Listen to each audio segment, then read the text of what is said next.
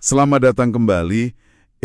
Pernah nggak sih Anda merasa rapat strategi perusahaan itu kok malah jadi kayak daftar panjang harapan, tapi fokusnya kemana-mana gitu? Heeh. Nah, sumber kita kali ini ngebahas metode yang cukup menarik, namanya strategi Foundry.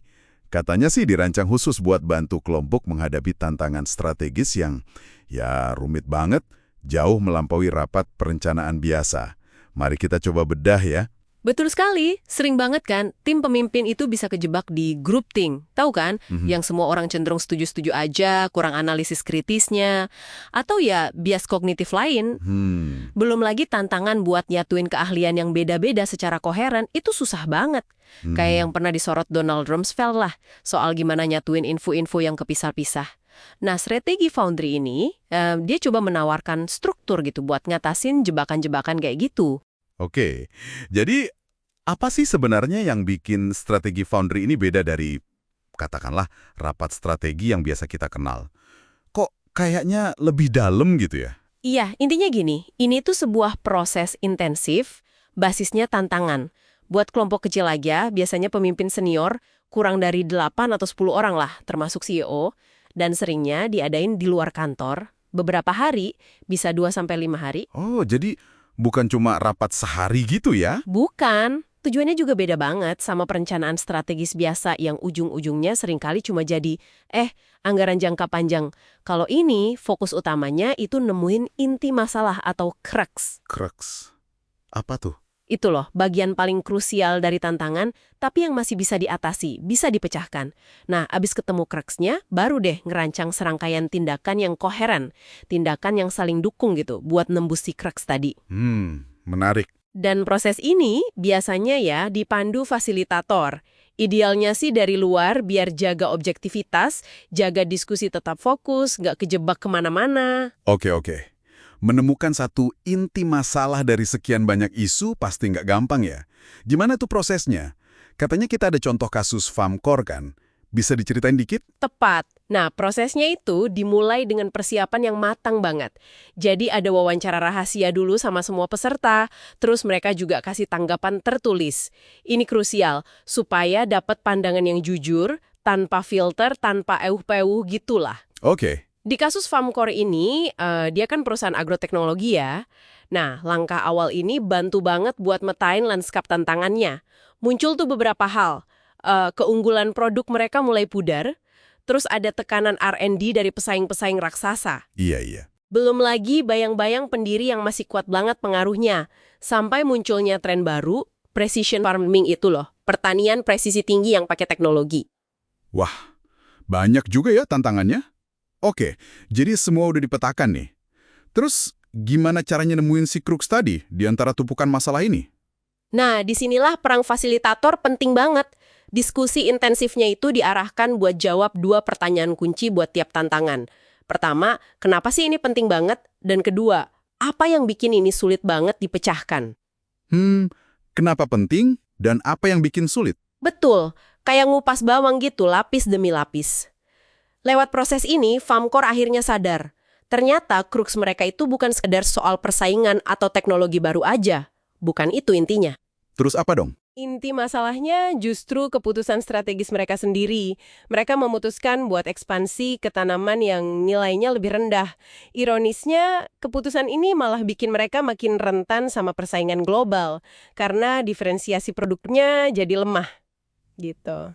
Wow, jadi diagnosisnya malah ngarah ke keputusan internal mereka sendiri ya, bukan cuma faktor eksternal. Oke, nah setelah cruxnya ketemu nih, gimana mereka ngerancang tindakan buat, katamu tadi, mendobraknya? Langkah konkret Farmcore apa aja tuh? Logikan berikutnya ya fokus. Setelah diagnosisnya tajam, tindakannya juga harus koheren, nyambung. Jadi, Farmcore mutusin buat balik arah. Balik arah gimana? Mereka kembali fokus ke segmen tanaman yang nilainya tinggi, kayak kebun buah sama anggur. Terus bangun keunggulan di sana dengan ngembangin perlakuan nutrisi khusus gitu.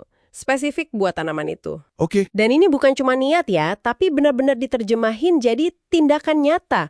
Misalnya, mereka kolaborasi intensif sama pelanggan-pelanggan kunci di segmen itu.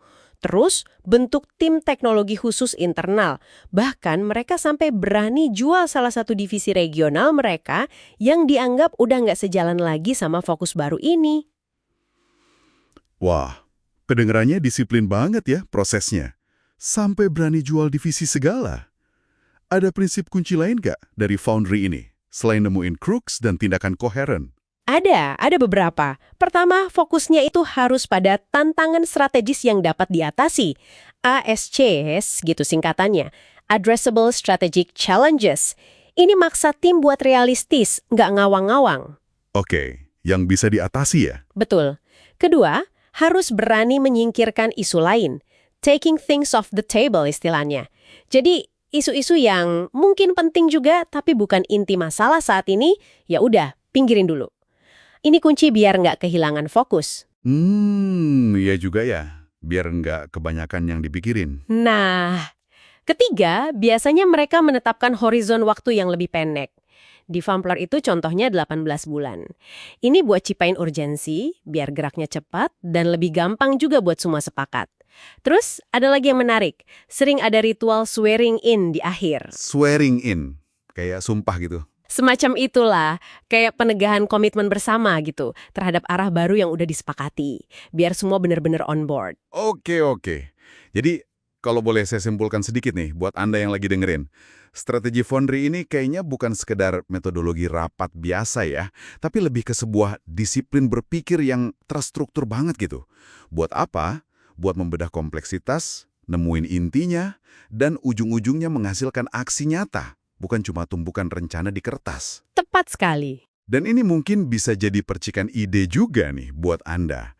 Gimana ya pendekatan terstruktur kayak gini, yang fokus nyari crux terus ngerancang tindakan koheren, bisa Anda coba terapkan buat ngatasin tantangan paling kusut gitu dalam pekerjaan Anda, atau mungkin bahkan di proyek pribadi Anda. Iya, dan perlu diingat juga ya, kalau strategi hebat itu jarang banget bentuknya kayak nemu harta karung, rencana jadi yang sempurna gitu. Enggak. Strategi itu lahirnya dari proses. Proses diagnosis yang jujur, terus nemuin wawasan kunci, baru rancang tindakan yang saling terkait secara cerdas. Proses yang disiplin ya. Betul. Terutama pas ngadepin tantangan yang ngarli, yang kusut tadi. Nah, ini mungkin bisa munculin satu pertanyaan reflektif terakhir nih buat Anda. Coba deh pikirin, di antara tantangan-tantangan utama yang lagi Anda hadapi sekarang, ada nggak ya asumsi mendasar tentang apa sih inti masalahnya yang sebenarnya perlu dipertanyakan ulang, perlu dipikirin lagi?